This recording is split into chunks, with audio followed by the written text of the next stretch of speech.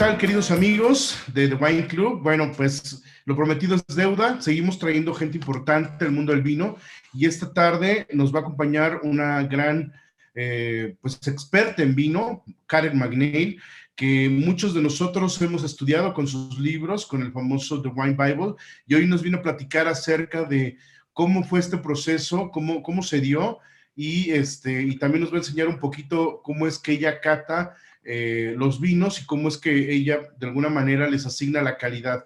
Entonces, bueno, pues siempre es un gusto estar con ustedes. Vamos a seguir compartiendo y recuerden mandar sus preguntas.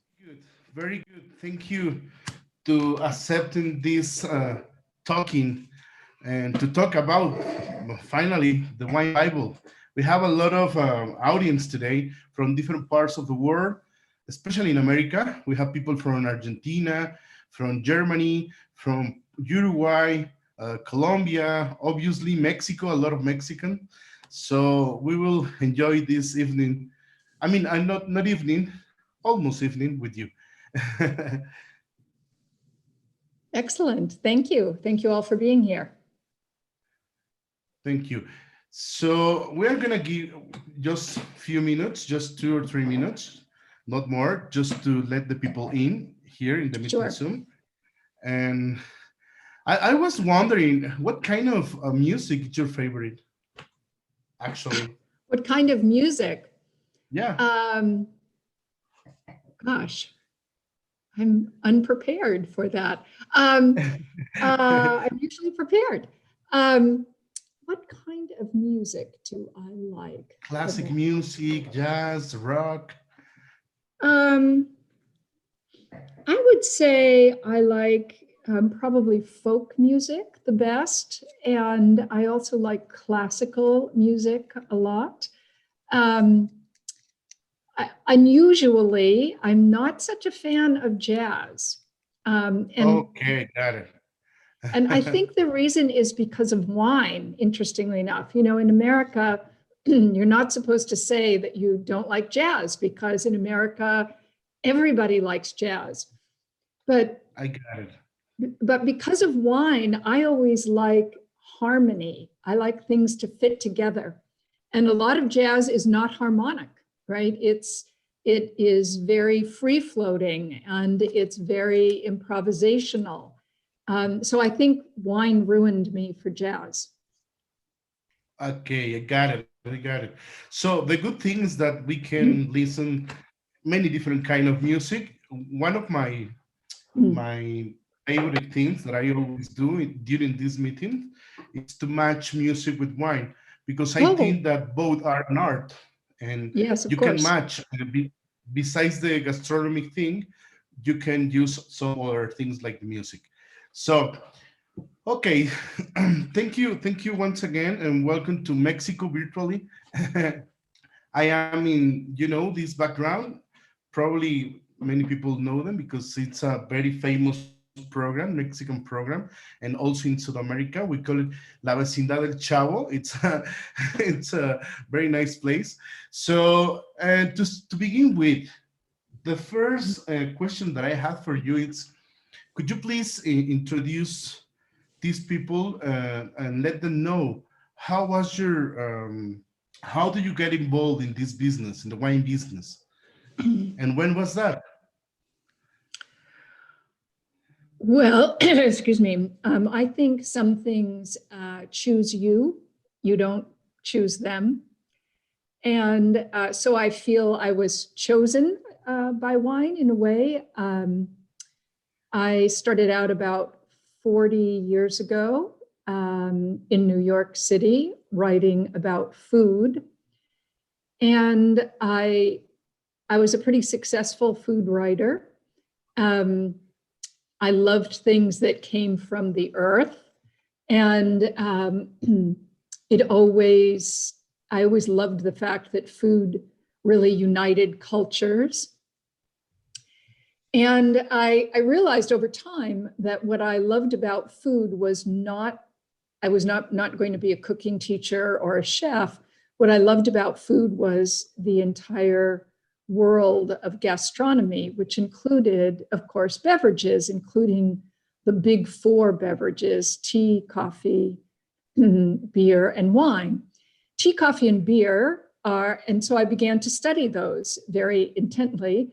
And tea, coffee, and beer, you can study pretty well. Wine is difficult. Wine, at that time, there were no real great books written by Americans. They were all written by British authors. And they presumed a lot. There were almost no books for beginners. There were no wine classes in the United States in those days. And even going into a retail store was very frightening. There were almost no women in the wine business, even in a city as big as New York City. And so, and of course, I was a writer when writers don't have any money. So how was I going to learn about wine, which required a lot of money? It was very difficult to move into the wine world. But a friend of mine who was one of the most powerful men in New York in terms of wine, he met with other men every week and they tasted these 5 men. And producers from all over the world came to New York City just to bring their wines for these 5 men to taste. He knew how much I wanted to learn about wine. And so he convinced the others to let me taste wine with them every week. And the deal that they suggested was that I could taste with them as long as I didn't talk. And I agreed. It's unthinkable to any woman today. It's absolutely unthinkable. But this was 40 years ago. And I would still do it again today because tasting with those men for the next 8 years, I learned an enormous amount. Wow. It's a lot of time. So how many editions? The second or the third edition already? There have been 2 editions, and I'm working on the 3rd now. You're working. When is going to be the launching? 2022. 2022. So okay, let's do something marvelous with this event. For sure, I'm pretty sure that all the people that are here are fan of you. So they will have it as soon as you launch it. So, and what about, can you introduce us to the Wine Bible? How is the better way to get into this book? Because when I see the book for the first time, I noticed that there's a lot of information. More than 1,985 pages. So I have this number in mind. It's a lot of information. Yeah, it's really, you really have to be a workaholic. The first book took 10 years to write because no book had been written like that ever before. And one of the things, if I go back in time, one of the things that made the Wine Bible successful in the beginning and still today is that a lot of books on wine take the culture, the food, the people out of the book.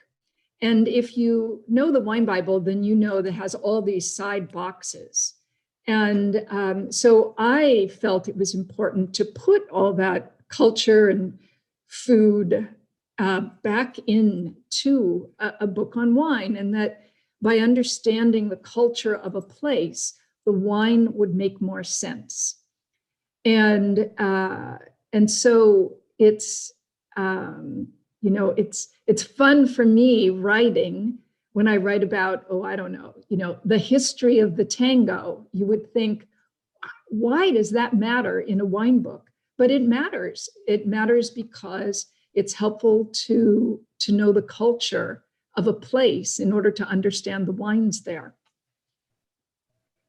And how did you get the name of the book? Oh, this is an interesting story because when I finally finished the first edition, I took a taxi down to my publisher. You know, I had this huge 5,000 page manuscript. And he sat there and he looked at it, and I was quiet. He sat there for about 30 minutes looking at it. And he said, "Oh my God, this is great. We'll call it the Wine Bible." And I said, "Absolutely not. You cannot call it that.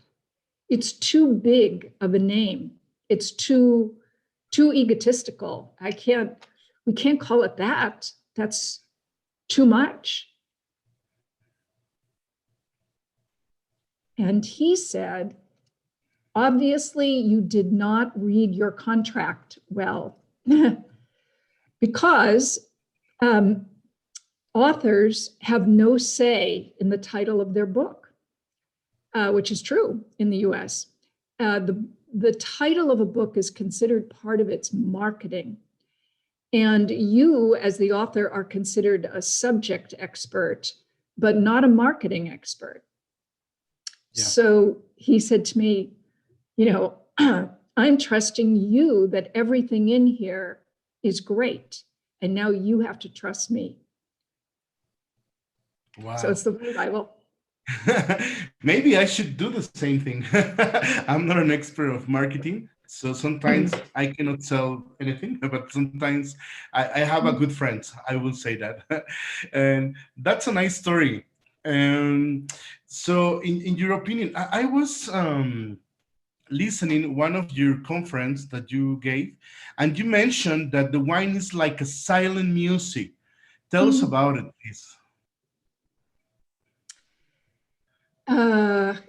I don't remember the exact context in which I said that, but I think for those of us who love wine, everyone here, it is the way that you take nature into your body every day. It's a very special thing. And as we know, there's a reason why wine has so many religious connections, so many spiritual connections, because it is so metaphysical. And I think its connection to nature, whether we know it or not, when we're sitting there with 10 glasses of Bordeaux in front of us, we may be just analyzing the wine. But nonetheless, that connection with time and place and nature is something that's inescapable. It's really one of the most beautiful parts of wine. Yeah, imagine after 8,000 years, and like the food, like it's part of the life nowadays. So that's why I'm in this business, because it impressed me every day that I try a wine, like today that I have this, by the way, and it impressed me, and I learned different. So, and you said that the next edition will be in 2022. So how long takes the process to do a new edition? It usually takes a couple of years. The second edition took 4 years. This third edition will probably take about 4 years because, it covers the whole world. We taste a lot of wine. You can imagine we're only writing about a fraction of the wine that we taste. And then it takes a long time to get things right. For example, right now I'm working on the Italian chapter, and Italy in particular is crazy. Oh man, I just hate Italy. I love the wine, but it is so hard to get correct information. The Italians, they make a rule and then they change it, and then they just don't even care. It's so hard to, you find something that you think is a fact, and then you learn that 10 other Italians, though, don't think it's that way. They think it's something completely different. So it's very hard to confirm information. In fact, one of the things that sets the Wine Bible apart from most books is how long we take and how the work we go to make sure that we have it exactly right, right? What percentage of Chardonnay can be put into Soave? I just spent 3 hours this morning figuring that one phrase out, and that's one phrase in 1,000 pages. Wow. Yeah, it's like when I was studying to be the best sommelier of Mexico in the contest. At that day, there were like 50 DOCG, and nowadays there are a lot of new ones. So that's a very tough thing about wine. There are 59. Because when you think that you knew something, many things newer are coming. So in this case, how do you recommend the people, I mean the professionals or wine lovers, to start in this process of learning about wine? What is your recommendation? Yeah, there are, I think the way that often has the most impact is to choose a part of the world. It doesn't matter what part of the world, it could be any place, but focus on just that place for a while. So for the next 2 months, taste only New Zealand wines, read everything there is to read about New Zealand wines. If you can, talk to people who know something about New Zealand wines, and then move to Spain or something. What makes it hard for people like all of us is that we're jumping back and forth quick all the time, right? We're tasting some German wine today, and tomorrow we might be tasting Chilean wine, and so it's hard to hold it all in your brain. But if you did it more systematically, if you concentrated and tasted only in one area and really knew that area before you moved on to the next area, I think it would be a better way to do it. I myself can't do it that way because we have to, in my office, we taste a lot, sometimes in the same tasting, even we'll say, all right, we're going to taste these 7 Proseccos, and then we're going to taste these Morlino di Scanzanos from central Tuscany, and then we're going to taste 3 Malbecs that we forgot to taste last time, or something. And it's not good to do it that way, but sometimes the business causes you to have to do it that way. But I think that also you have to travel, no? I mean, probably most of the regions that you wrote about it. So what's your opinion about traveling? Well, I'm so sad that I can't travel any more for now.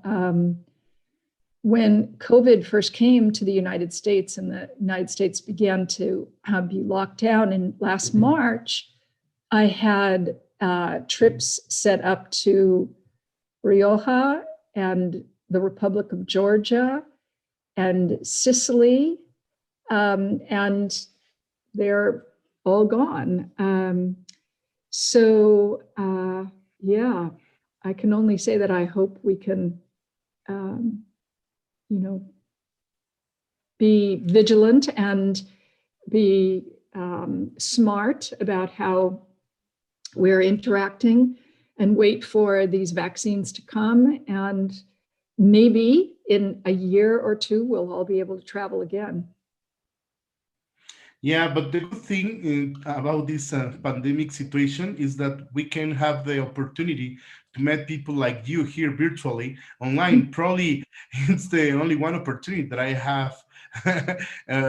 We don't know, maybe in the future I can invite you to come to Mexico, or probably I will see you in the Georgia's wines. I don't know, we don't know. But probably in all of those regions that you visited, which one it's like you have a lot of experiences in your mind? I mean, catch you better. I don't know. I mean, in every time I go to a wine region, because I'm always looking at its history and culture and food in addition to its wine. They all seem very fascinating to me. You know, it can take a little bit more work in some places, like maybe a place like, I don't know, the Barossa Valley of Australia might seem not as immediately compelling as Chianti Classico. But once you start investigating the history of the Barossa Valley and why South Australia was the only place to never get phylloxera, and the Germanic influences on the foods, and so every place has their story. You just have to work harder at some places to get the story. Yeah, for sure. And you have, sometimes it's not really easy to travel, especially in those days, but I think it's one of the best ways to learn, to meet the people who make the wine, the history, the terroir, etc. And also the gastronomy and their customs. Because sometimes, when you read a book, when you see some experiences from other people, it's a different history. A story, because everyone has their own stories to tell about it, and for sure you need to read a wine book about only your stories, not a formal but just a regular one. I'm pretty sure that you have a lot of things to share with us as well. So, and what about the newsletter that you have online? Tell us about it. Yes, Wine Speed is still free, although this year we will probably begin a subscription for it. We have about 30,000 subscribers, and it is my way of every week. It comes to your email box every Friday. And it was meant to be a way to keep in touch with wine really quickly, because we don't always have time to open a whole book. Even the Wine Bible, where you can open it up to any page and learn something. Wine Speed became this way especially for people who don't have a lot of time, to kind of quickly be up to speed on lots of wine facts. And it's very authoritative. We spend a lot of time researching and writing all the things in it, even though it's fast. The part that a lot of Psalms read it, the part that Psalms love is, of course, the wine quiz, because there's always a wine quiz in there. Sometimes we put in a food quiz too, or true falses. So it's called Wine Speed, and you can find it on winespeed.com. Okay, if you want to write it down, and probably they want to sign up immediately. So I already did it, so I'm glad of that. So about tasting, I want to know your technique, because here I have the opportunity to taste with many people, master of wines, best sommelier of the world, enologists, winemakers, and many people, and everyone has their own style or their own technique. And I would like to know, usually, how do you taste the wine, and just to learn a different way? Well, one of the things I always do is to before I start tasting, think about that place and what I know about that place. Because, you know, there are two ways to approach a wine. One is just simply objectively, do you think this is a good wine? And you rate it consciously or unconsciously against all the other wines you've ever had in your life. Or how do you, or you would evaluate it according to what winemakers in that place think is good. So for example, a good example would be acidity in Chianti. If I'm just evaluating 10 Chiantis with my American palate, probably some of them are going to seem a little sour, a little too sharp. But if you had 10 wine producers in Chianti, none of them would find the acidity too high. None of them would find the bitterness too high, because Italy is a country that loves both acid and bitter in their foods and in their sauces and in everything else.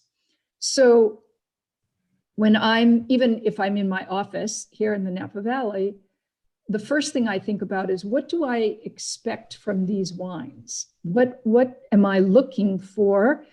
And I try to, I always ask winemakers about their own wines. What do they think about the taste? What do they think about the flavor? What parts of the flavor do they like?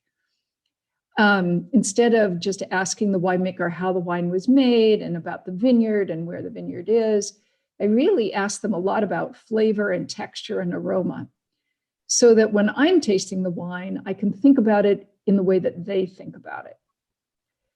And then I taste and I start writing right away. I know you're all sommeliers, so you probably do the systematic, color. I used to do it. No. I never do that, because it's too formulaic for a writer. For a writer, you lose all your best thoughts. A writer has to start writing right away. If this reminds you of the freshness of being at the ocean, you got to write that down so you don't forget that. And it doesn't matter at that moment if the aroma is pronounced or not pronounced, if the tannin is like X or Y. You've got to somehow capture the essence of the wine. And I also never write about color first. Color is very prejudicial. Most people come to the wrong conclusion about things by looking first at the color. I only ever look at the color last. I mean, obviously I can see the color because I have the glass in front of me, but I intentionally try not to think about the color. I only use it to confirm my thinking at the end.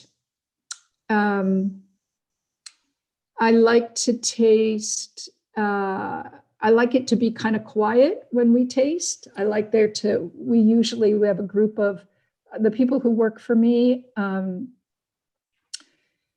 We have two other women work for me, and so we are usually quiet. We take our notes, and then we talk about every wine. Sometimes we change our minds if someone else wants to defend a wine. Let me show you the one that because I didn't tell you which one I wanted to try today. I can't quite see the label. Montalbano. Yeah, Martimino. Oh. It's you were talking about Chianti and I'm drinking a Chianti, so that's amazing. We are in the same frame. Okay, so nice tips. Yeah, usually I don't use the grids anymore to taste the wines. I do like my own style, like you said. I'm not a writer. I'm just actually nowadays I think I'm more like a wine lover, more than a sommelier, because I try a lot and I taste a lot. But I always try to figure out the terroir, the process, as you mentioned, the different kinds of profiles, even in the same region. And talking about minerality, what's your opinion about that topic? I think, minerality as a word is something that I began to notice was being used more and more about 25 years ago. It started. And before that, you almost never saw the word minerality ever being used. As you know, there's no agreement on where minerality comes from. It probably does not come directly from soils, even though it seems like it should. It probably doesn't. Whatever minerality is, I think it is perceived by the salt taste buds, because it's whatever it is and wherever it comes from, it seems to give a wine a certain lift and freshness and enhance its compatibility with food, just like salt does.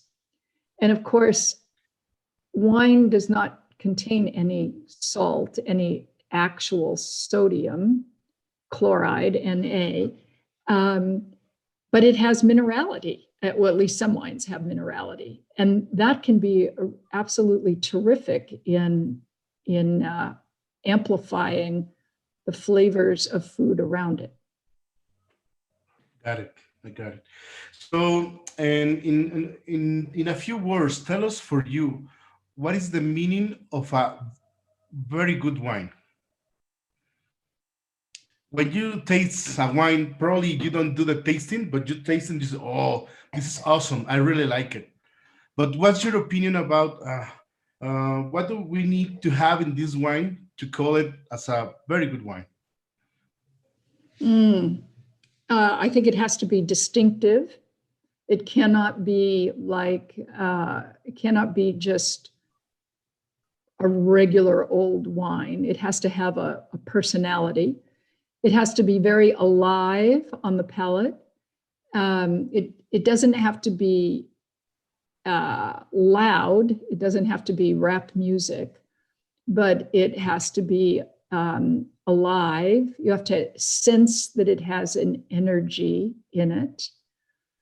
Of course, it has to have a balance of opposition, fruit and acid and tannin. It has to have length, and it also has to change on the palate over time. So when you take a sip of it now and you take a sip of it 5 minutes from now, those sips should be different.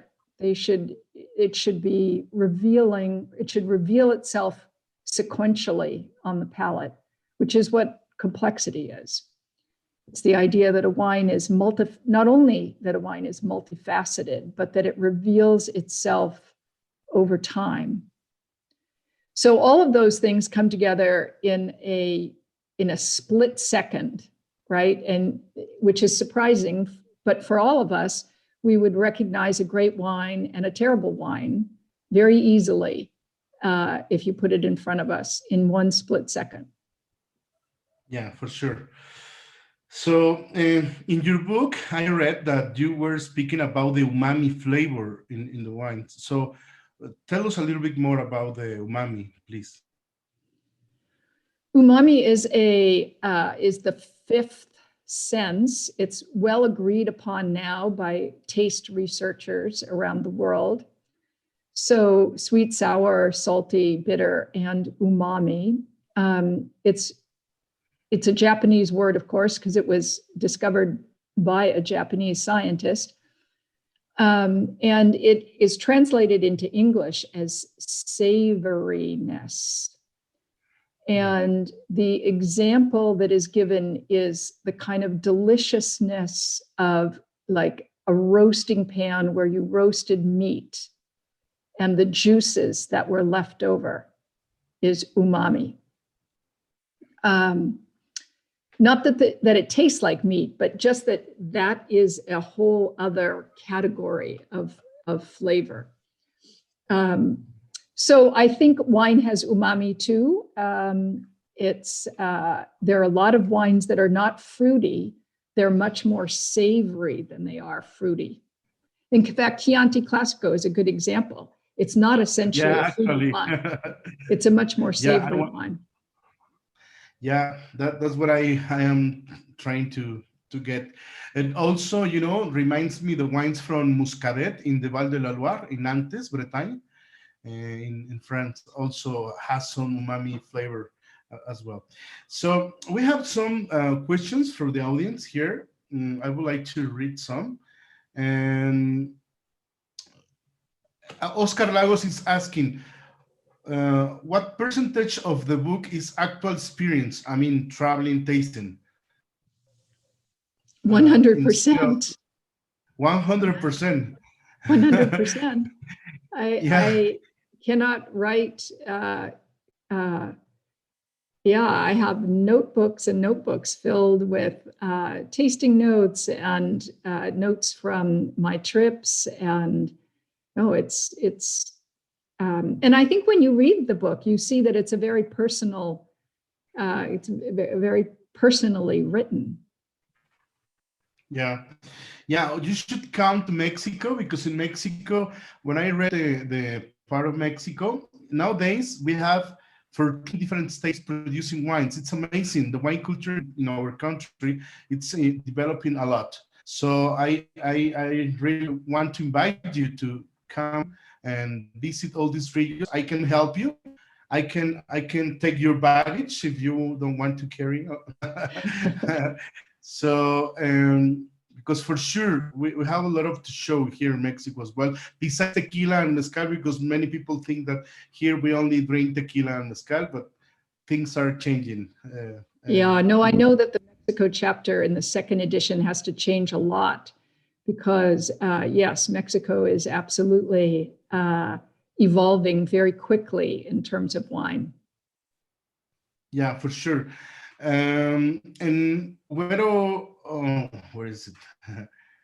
Well, this hi Karen, I've read the second edition, and there's only two regions. Okay, same thing.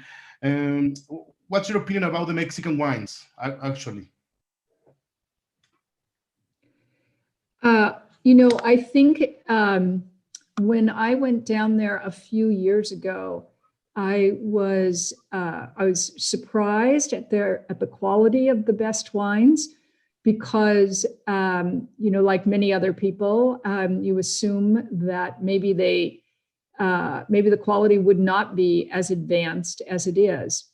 But I think Mexico still faces a lot of the problem that California faces in terms of too much sun.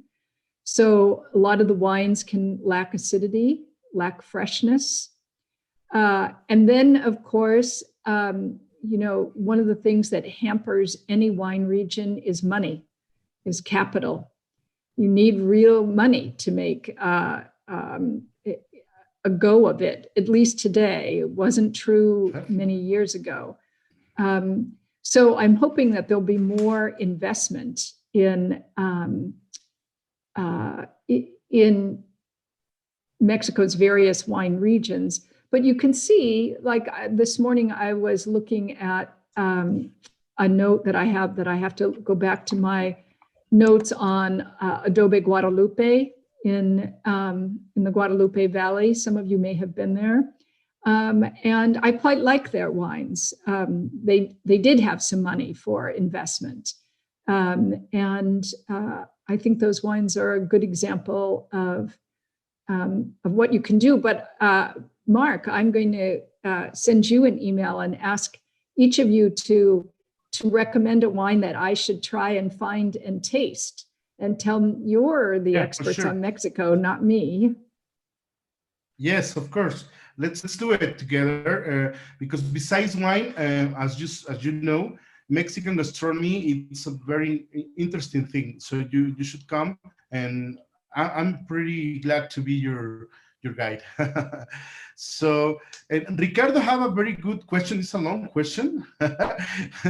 Hello, Karen. What would you say would probably disrupt the industry and the world of wine in the next years to come, as you have seen the evolution of the information given to audiences from paper and book to QR codes and digital edition, including virtual reality? Okay. So what are we going to see in the future? Yeah. Yeah. Unfortunately, I think we're going to see a greater division between inexpensive and expensive wines. Inexpensive wines will become very inexpensive, and they will become the products of more and more science.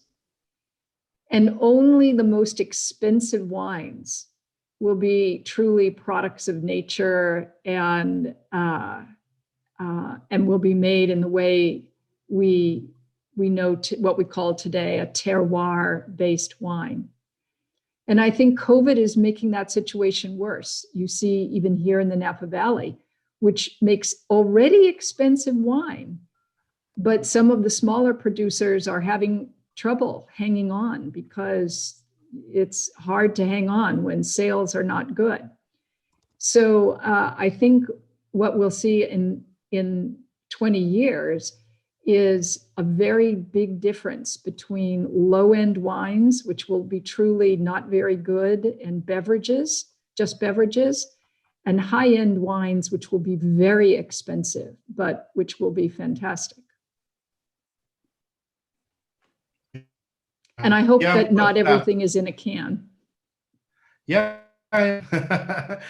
So we need to adapt to the next situation, whatever it comes. So we need to accept it, and anyway, we will see what is going to happen, because anything can last forever, including this pandemic situation. So probably I will see you very soon, hopefully, somewhere in the world. So and what about you have to remember you have to remember though that wine happens slowly.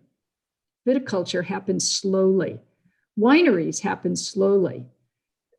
Here in the Napa Valley, the phrase is 10 years to revenue, 20 years to profit.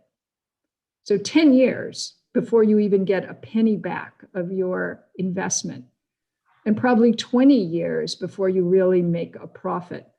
So when sometimes, like, I don't know, magazines and newspapers will call me up at the end of the year and say, what are your predictions? What trends should we write about next year? And I think wine doesn't have a trend. I mean, that's why we love it, because it's not fashion. It's not changing every minute. Things happen slowly over long periods. Even rosé, which is probably the closest thing we have to a trend, has been happening slowly for 10 years now. So it's big shifts in wine are what we have to look at, because big shifts in economics, big shifts in things like the pandemic being a big things that shift our whole world. Those are the things that really influence wine. Yeah. And what about the global warming? What's your opinion? What is going to happen with the classic regions like Chablis or Champagne and some other cool regions that are getting warmer? Well, those regions will either begin expanding into cooler climates. That's certainly what Champagne is doing. Champagne houses buying land in southern England, for example. Or they are slowly making us accustomed to less crisp wines.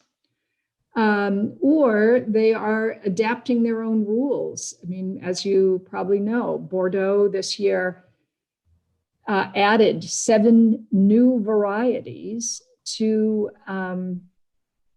the allowable grape varieties in Bordeaux to help combat climate change. But I think, trellising will be very different in places like California and probably Mexico, which 15 years ago, vertical shoot positioning, letting clusters get a lot of sun. I think one thing you'll see is that trellising will help to shade. There will be a whole new systems of trellising, new systems of keeping whole vineyards cool by misters in the vineyards that will lower the temperature. Of course, that's difficult in regions that have problems with water, which we have, you have, Australia has. And then the other thing that we don't know is what grape varieties will themselves adapt. I mean, the best example here is astounding, which is southern Portugal. How does southern Portugal make so many interesting, fresh, crisp whites? It's astounding. The Alentejo of southern Portugal should not be able to make these whites, but the grapes themselves have adapted to hold on to their acidity over hundreds of years. So it's certainly a big problem, but how it will be tackled, because it won't be solved, but how it will be tackled will be probably a number of factors, including grapes themselves adapting. Yeah. So we'll see what is going to happen, but it's like, all this history, from the beginnings, they changed, the wine world is changing from the beginning. So now I have different opinions. So, but it's for sure that the wine making is going to change as well. So in these terms, what's your opinion about the oak or no oak in the future? Yeah, I'm not sure we can say it exactly that way, because some wines benefit from oak and some wines don't. Look at the beautiful wines of Rioja. I assume that you're talking about new oak there. So not necessarily the wines of Rioja, although many producers there use new oak too. I don't have I don't like over oaked wines, but I'm not against oak per se. It depends on the wine. I certainly wouldn't want my Mosel Riesling to have any oak in it. But a Malbec from Argentina probably tastes better with some oak. Okay, yeah.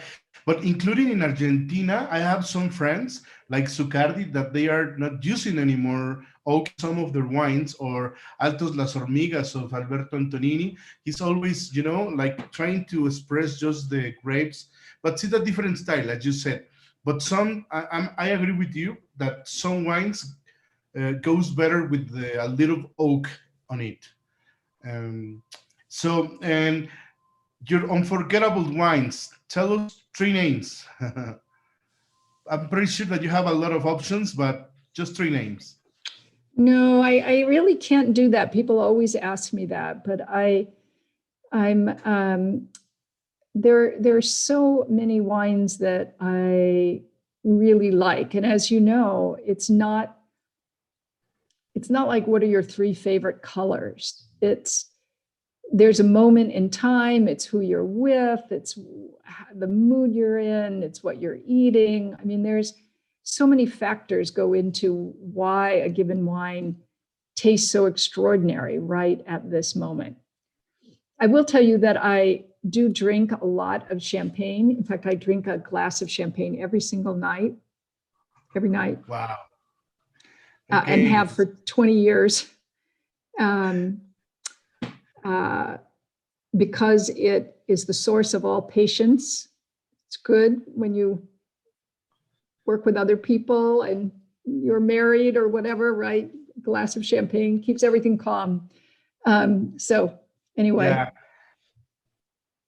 I agree with you. In 2019, I have the opportunity to celebrate my birthday in Champagne, France.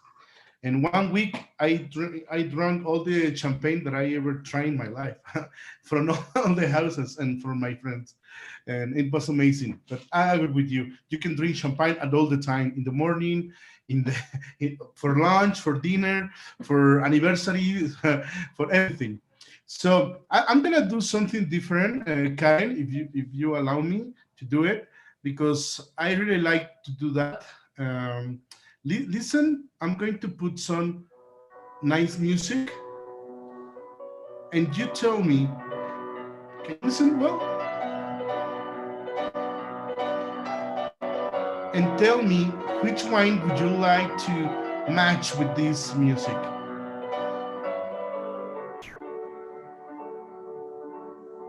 ¿Se escucha, Fer? Sí, sí se escucha.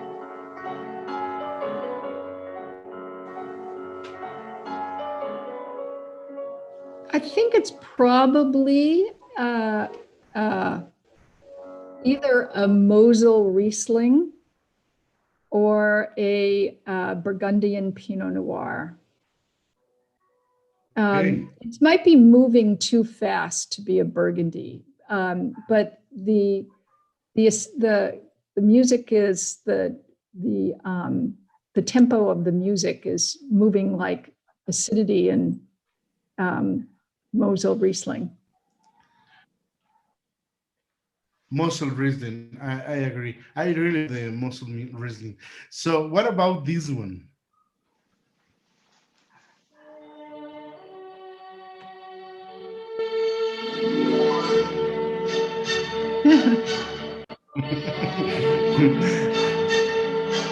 Here, the ladies celebrate their 15th, and this is the common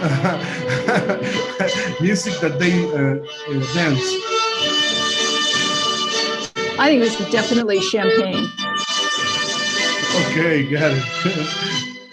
I really love this song. I don't know why. I would prefer with a nice bottle of Gruner Veltliner with Yeah, the Gruner Danubio Veltliner acid. would be good too. Yeah, very good.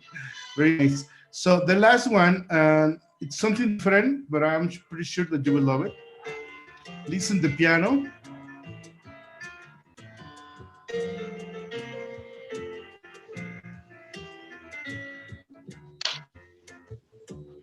Y aunque tú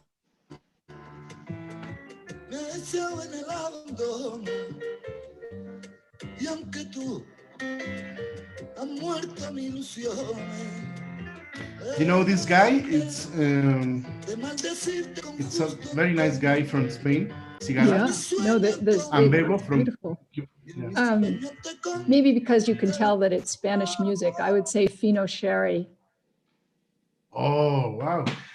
Or maybe an amontillado or oloroso. I don't know, because when I listen this kind of music, I always have in mind like a kind of a cigar, but the small cigar, not the big ones, with a nice cup of rum. But but today we are talking about wines, not spirits. So I always try to do this kind of things, situations, especially because you have a lot of experience and probably you do a lot of matches between food and wine, moments and everything. But nowadays, I always try to match music with wine, and it's a very nice experiment, I would say.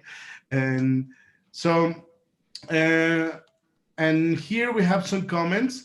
Guys, if you want to give your comments here in the chat before we finish, last questions. If anyone else want to unmute yourself and say some words to Karen, will be good as well. Hello, Karen. What do you think about Brazilian wines? I don't know enough about them. That's unfortunately what I think. I definitely would like to know more about them. And we don't see very many of them here in the States. When I get to that part of I have not written South America yet. So when I get to that part, I'm going to have to really spend some concentrated time tracking down some Brazilian wines. Okay, so we should go there as well. In Pilar Lance, you see her, and she was living in Brazil. She's from Mexico. She was living in Brazil. She knows everything about Brazilian wine. So, and actually, she's asking, how do you see the role of women in the wine world nowadays? Well, it's very exciting for women because it's, if we were doing this call, even if it had been possible 20 years ago, everybody would have been a man. When I started, almost every single time, I was the only woman in the room for hundreds and hundreds and hundreds of tastings. So it's exciting that women are so involved in every part of the industry now, from sales to marketing, to communications, to service, to writing. The number of women who run wineries is still too small.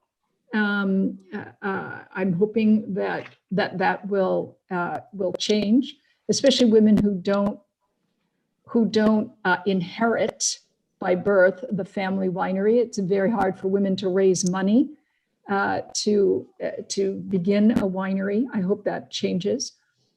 I think that you might know that the Court of Master Sommeliers in the United States has just had some big scandals with sexual harassment in the wine industry in the US. I think that's a very big problem, and I bet it's not just happening in the US. And it's not just happening for sommeliers. I think a lot of women face a very large degree of harassment, both overt and subtle, in the wine business. And of course, women are still paid less than men. Women sommeliers in the United States are on average paid $5,000 to $10,000 less a year than men, performing the exact same job with the exact same title. So there's a lot of work to go and difficulties for women ahead, but it is still it's a great business. It's full of great people. And if one can, avoid the bad people, know who not to get in the elevator with, and work hard, I think you can, it's a wonderful industry because of wine itself. So I'm very encouraged that I'm no longer teaching, but when I was teaching all the time, my classes went from almost no women to being 60% women. So it's, we've seen a very big transformation in just our lifetime. Yeah, today we have the opportunity to have you here as a guest, and we will have two more girls. Both of them are very good friends. One is from Australia, Sarah Andrew. It's also with the certified educator, and Gaia, probably you know her. She's going to be with us as well. Mm-hmm. So, and as you mentioned, so we need to do many things around this diversity thing, and that's why, as a vice president of the ASI for Americas, I'm a part of the diversity committee. So we are creating some rules about the ethical complaints, and not only about the sexual harassment, also about the racist things, because things like this is still happening in the world. So it's unbelievable, but it's happening. Anyway. So, and by the way, in the Day of the Woman will be March 8th. I am preparing something special for the woman. So I will call it Women and Wine, and I will invite people from different parts of the world, including Jancis Robinson is going to be with us as well, and some other beautiful women And I would like to invite you, if you have time, to share with us some words for the ladies around the world. So it will be awesome as well. Well, thank you. Thank you. No, thank you. So, guys, before we finish, you want to say something to Karen? Or you want to say, what's the next step for Karen? What's the next challenge, Karen? Just to finish with. I have just recently come out with a line of glasses that are wine glasses that are, I have some on my counter here. I just emptied the dishwasher. Here's the, see if I can pull this back. Maybe you can see it. Okay, that's nice. What's the name? This is called, the idea behind the wine glasses, and you can see them on my website, which is karenmacneil.com. But the idea was, you know, on the one hand, glasses have historically been named after regions, like the Bordeaux glass, the Burgundy glass, or they've been named after grape varieties, the Sangiovese glass, the Shiraz glass, the Sauvignon Blanc glass. Well, we all know that the world of naming glasses after varieties has gotten completely crazy. I mean, I personally know and really like George Riedel, but there are 172 different Riedel glasses now, spread over 21 lines. Nobody can possibly buy and serve wines in all those different classes. But as I began, this has been a 3-year project, and these glasses just came out a few weeks ago. As I began to think about it, I realized, why are we naming glasses after varieties or wine regions anyway?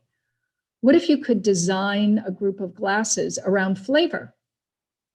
And so I began to do a series of experiments, you know, what kinds of flavors, how many flavors are there? What's the smallest number of glasses you would need to cover 95% of the wines that you would drink? And so I developed 3 glasses. This is the crisp and fresh glass for all wines that are crisp and fresh, everything from Champagne to Rosé to Pinot Grigio. This glass is called creamy and silky for Chardonnay, Pinot Noir, anything that is silky and harmonious. And this glass is called the bold and powerful glass for all wines, everything from Barolo to Napa Cab, that have tannin and are pretty bold and powerful. So it's based on flavor, not based on, you don't have to memorize, you don't have to know anything about Tempranillo or the Tempranillo glass. You don't have to know what a Burgundy glass looks like. It's based on the kinds of flavor you like. So if you like crisp, fresh wines, then these are the glasses. And the glasses have come out in food service as well. They are, to consumers, they're about, I think, $12 a stem, maybe, or $10 a stem. And in food service, they're more like $4 a stem or something like that. Because, you know, the other thing is that the world does not need another $50 per glass. It needs a really good, well-designed glass that doesn't cost $50. And certainly in the world of restaurants, you can't have $50 per stem glasses. So they're called Flavor First because it's what I was thinking about, putting flavor first. So you can check them out on my website. And I'll check out too, you can always leave me a contact there. I'll check out if our food service division, my partner in this is a company called Saparus, which is a division of Oneida. And they have a lot of food service suppliers that they work with internationally. So they may be available in Mexico. In all honesty, I don't know, or in other parts of South America. But if you write me a note and you're interested, then I will find out. Yeah, please let us know, because I will try to get my own, especially the ones for Barolo. I really like these wines. So Mike was asking, what was the biggest challenge that you have in the first edition when you were writing the book? I think when you're writing, the first time you're writing a book, it's very hard because it's a big elephant, and you don't know how big it is, and you don't know how big to make it or how much to shrink it, or does the elephant have a hat on? It's hard to figure out what exactly the book is and what it is not. But that's the most important thing to know. What is it and what is it not? What are you covering and what are you not covering? So should you have a chapter on Croatia? I don't know. I mean, is Croatia important enough? It probably is today. It was not 20 years ago. Are you going to talk about micro-oxygenation? Is that too technical? Is that sort of more geeky and not something that a consumer would care about? Or should you talk about it, right?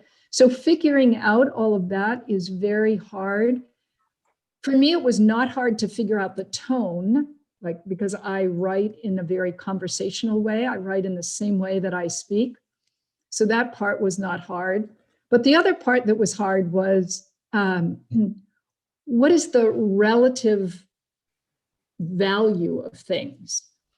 If you did 10 pages on Rioja, what should Mendoza have, right?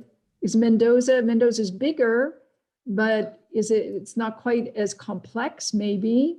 I don't know. But on the other hand, there are different styles of Malbec and every other variety made. So figuring out the relative values of things was also really hard. And if you had 10 pages on Rioja, should Sicily be smaller, bigger? That's very hard to figure out. I can imagine that. So we have a lot of comments here in the chat. So many of them are saying thanks.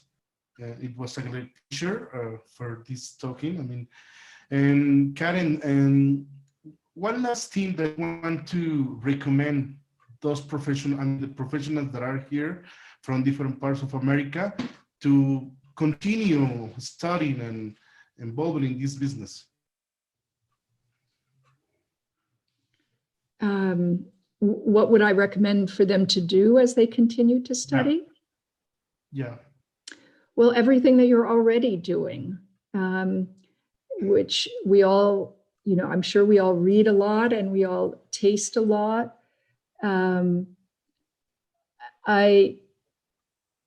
For myself, I try to remember to be humble and remember to really pay attention to every wine, not just taste it and assume I know what it's like and write something quick, but really, really pay attention to it.